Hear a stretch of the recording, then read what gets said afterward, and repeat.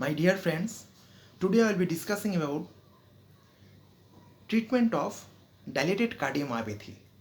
Now, dilated cardiomyopathy is a type of cardiomyopathy where the heart becomes weak, dilated, as well as enlarged.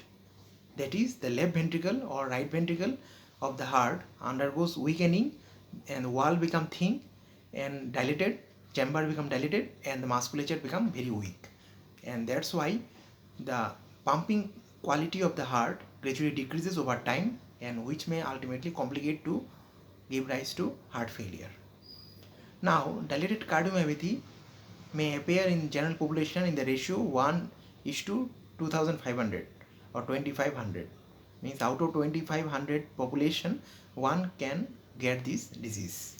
Now, there are various risk factors which affects the dilated cardiomyopathy like alcoholism, and most common of them is the idiopathic or where the reason or the cause of the disease is not known. Beside metabolic risk factors like diabetes, hypertension, then obesity, alcoholism may affect this, and there are many risk factors, even genetic factors or mutation in the gene responsible for formation of the cytoskeletal protein structure may also lead to the disease.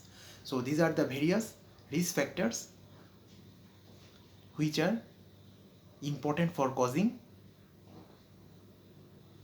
dilated cardiomyopathy.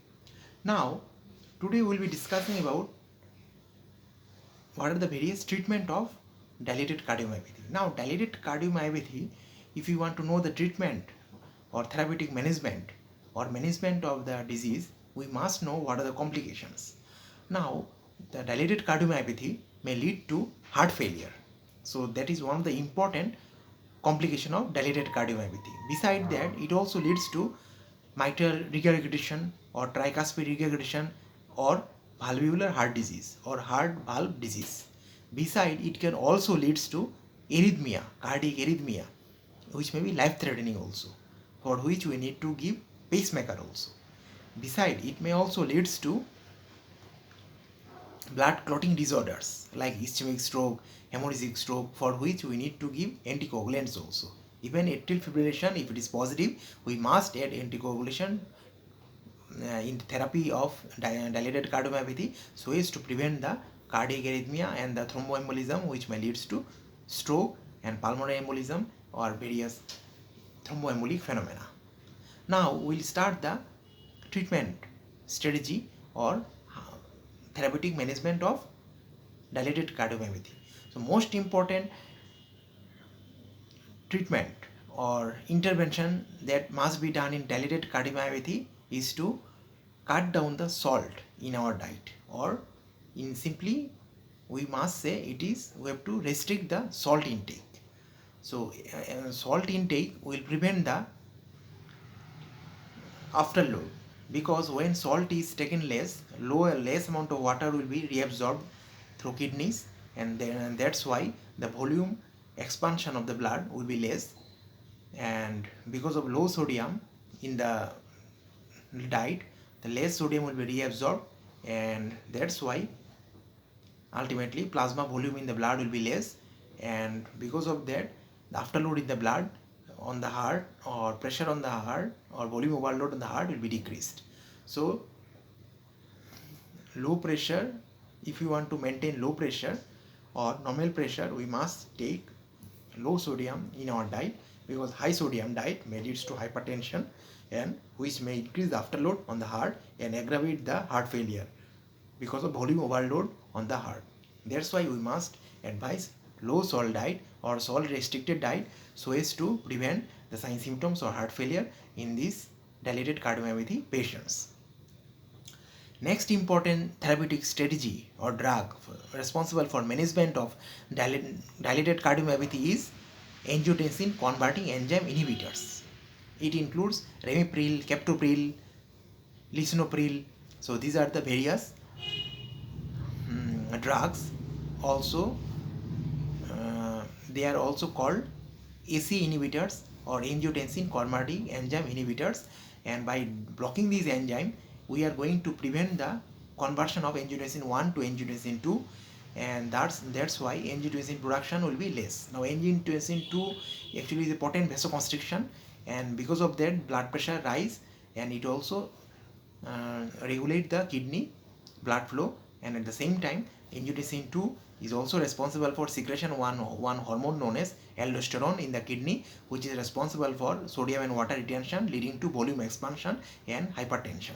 So by blocking the angiotensin 2 formation, or by blocking the angiotensin converting enzyme, we are preventing the formation of angiotensin 2, and angiotensin 2 is a potent vasoconstrictor and hypertensive substance in our blood. By doing that, actually angiotensin 2 is less formed. By taking angiotensin E, or angiotensin converting enzyme, or ACE inhibitors, we are going to block the angiotensin converting enzyme, and thus angiotensin 2 production is less, and because of low production of angiotensin 2, there will be vasodilation or less vasoconstriction, leading to fall in blood pressure, as well as low sodium and water retention, leading to low blood pressure. Because of all these mechanism, ultimately pressure will be low, the afterload will be low, and effect on the heart will be less, and ultimately it will prevent the heart failure, as well as it will also improve the working function of the heart, or heart function. So angiotensin enzyme converting enzyme inhibitors, or we simply call ACE inhibitors, is responsible to control the high blood pressure, or decrease the afterload, or pressure overload on the heart, and thus prevent the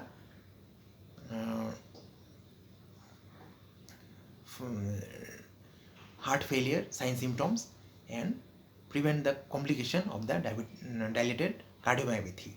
Besides, angiotensin converting enzyme inhibitors can also helps in prevention of cardiac remodeling, or helps in cardiac remodeling, and prevents the hypertensive effect, or prevents heart failure also. And any type of changes the heart occurs because of pressure overload or volume overload can be prevented by angiotensin converting enzyme inhibitors. And overall function of the heart is also increased by angiotensin converting enzyme, but there are some side effects like hyperkalemia, and there may be some side effects in the kidney and liver, and cough may be there. So these are the various side effects of angiotensin converting enzyme inhibitors like captopril, lisinopril, enalapril. So these are angiotensin converting enzyme inhibitors, and by doing that we are preventing the vasoconstriction function of angiotensin 2. There is less production of angiotensin 2, and there is a less vasoconstriction, so there is a fall in blood pressure, and keep the blood pressure and lower the blood pressure. And biggest thing is that it is responsible for long run blood pressure regulation. So by the effect of angiotensin converting enzyme inhibitors, we are going to keeping the blood pressure normal, we are decreasing the pressure overload and volume overload on the heart, and also increase the and improves the heart function, and thus it prevents the heart failure, and it also responsible for cardiac remodeling. Now there is another group of drug known as angiotensin receptor blocker, like losartan,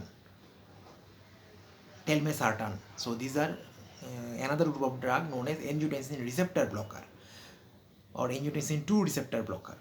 So this group of drug is specially given when the subject or the patient is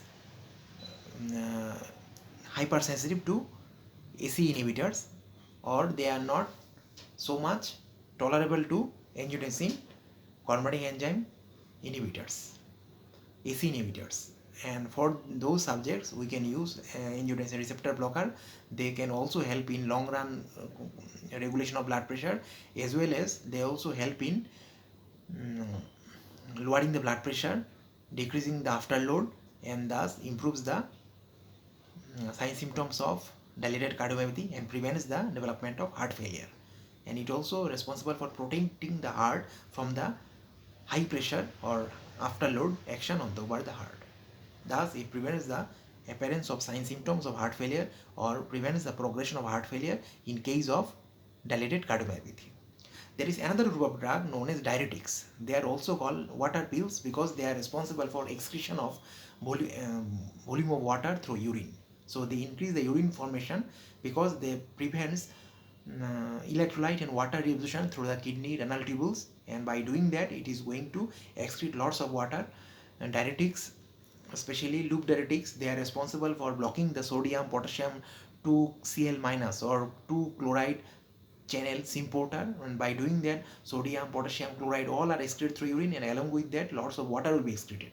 So diuretics are actually going to block the sodium potassium 2Cl minus co-transporter, and along with that lots of water are excreted, and by doing that the plasma volume or blood volume will decrease, and ultimately blood pressure will fall.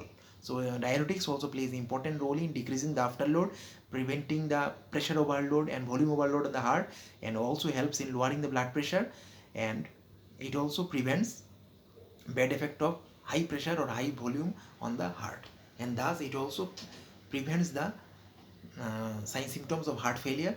And another important function of diuretics is that it is responsible for excretion of extra water that are accumulated in the body. Now one of the important sign symptoms in dilated cardiomyopathy may be swelling of legs and various dependent parts of the body. Now the swelling can be decreased, or the fluid accumulated in the lower limbs or dependent parts in case of dilated cardiomyopathy can be relieved by taking diuretics, which is responsible for losing extra water through urine formation.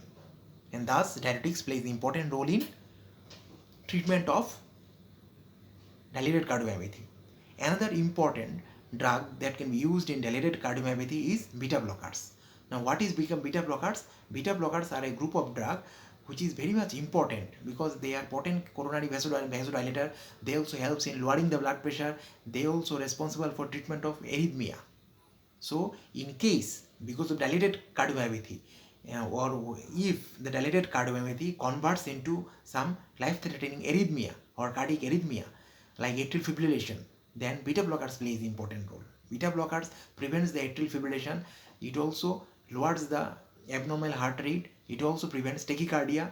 Sinus tachycardia can be prevented by beta blocker. It also decreases the blood pressure and prevent the bad effect of pressure overload in the heart, and also decrease the heart failure. In heart failure also beta blocker has been found to be very much good because it lowers the heart rate, because when the heart is running at higher heart rate it has to do more work, and it becomes there is more stress or workload on the heart.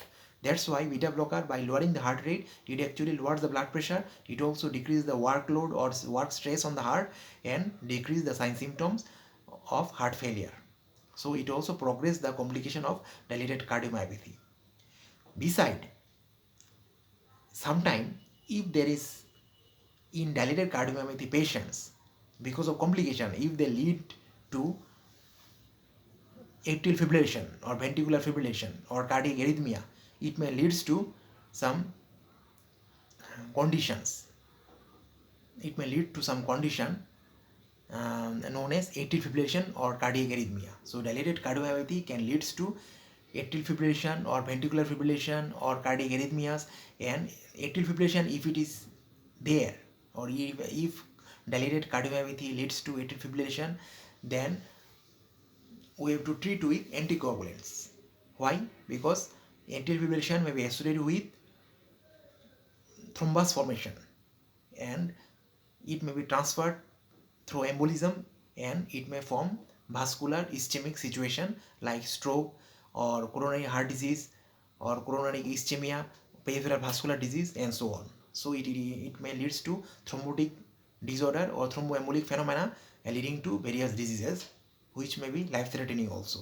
So to prevent that, atrial fibrillation patients or dilated cardiomyopathy patients who are showing the sign symptoms of atrial fibrillation or ECG sign symptoms of atrial fibrillation can be provided with anticoagulants or uh, oral anti-clotting drugs like warfarin or oral anticoagulants to prevent the development of thromboembolic phenomena.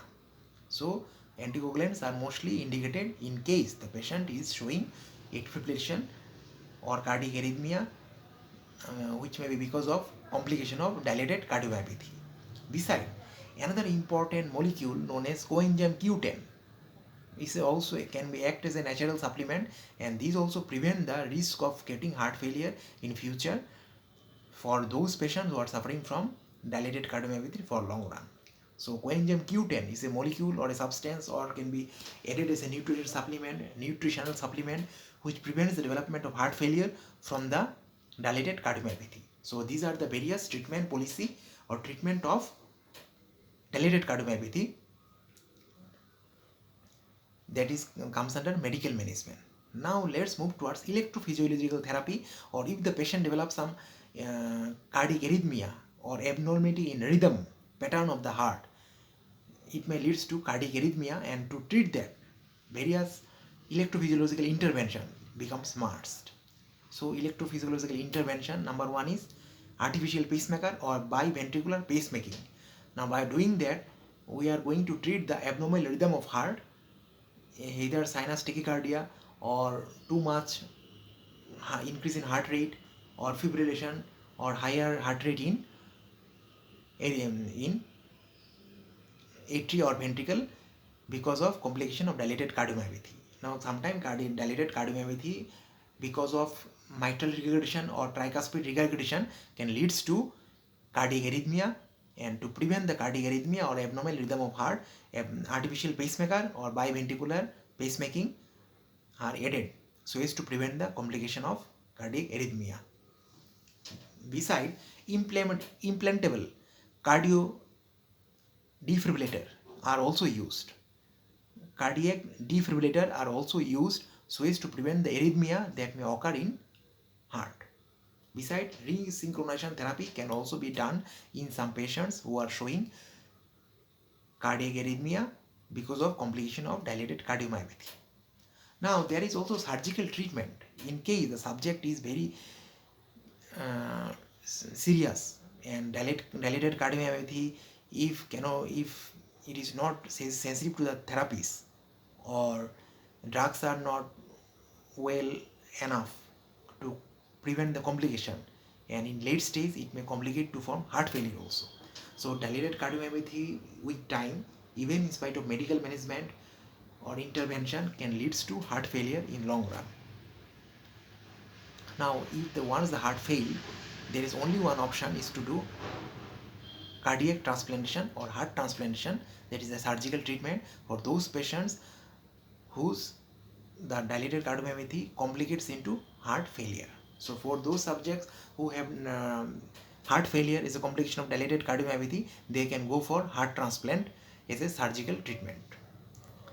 There are various lifestyle modifications that can be done as a part and parcel of treatment of dilated cardiomyopathy. So even some the sign symptoms of dilated cardiomyopathy or complication of dilated cardiomyopathy can be prevented by adopting some lifestyle changes. So what are those lifestyle changes? Number one is exercise. Mild to moderate exercise is very much essential for our body because it keeps your heart healthy. At the same time, it also lowers the heart. It also prevents the various risk of heart disease, ischemic heart disease, coronary ischemic events, and so on.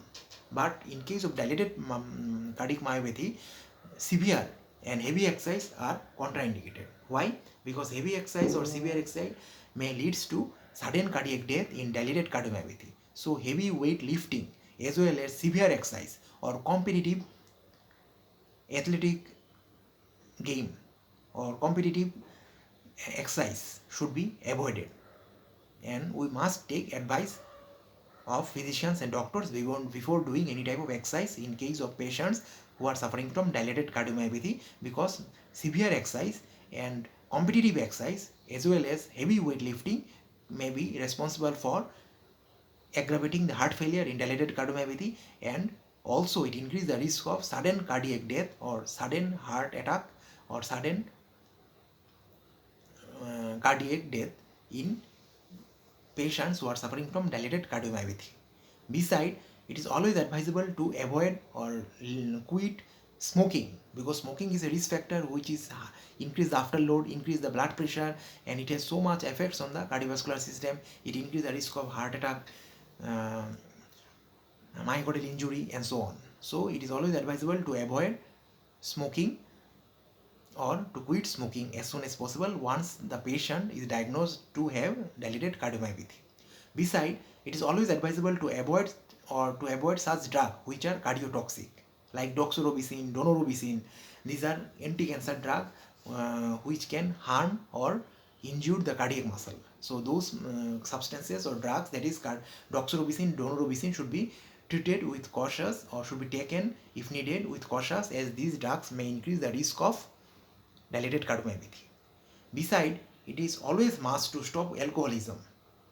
If the person was on alcohol or heavy dose of alcohol for several years, and if he is diagnosed to have dilated cardiomyopathy, it is always advisable and he must stop alcohol, because stopping alcohol prevents the development or progression of dilated cardiomyopathy or further alcohol induced damage to the heart muscle, which leads to alcoholic cardiomyopathy, which is a type of dilated cardiomyopathy. So stopping of alcohol is another important lifestyle modification, and alcohol is one of the modifiable risk factors for development of dilated cardiomyopathy. Besides, maintenance of normal healthy weight is very much essential.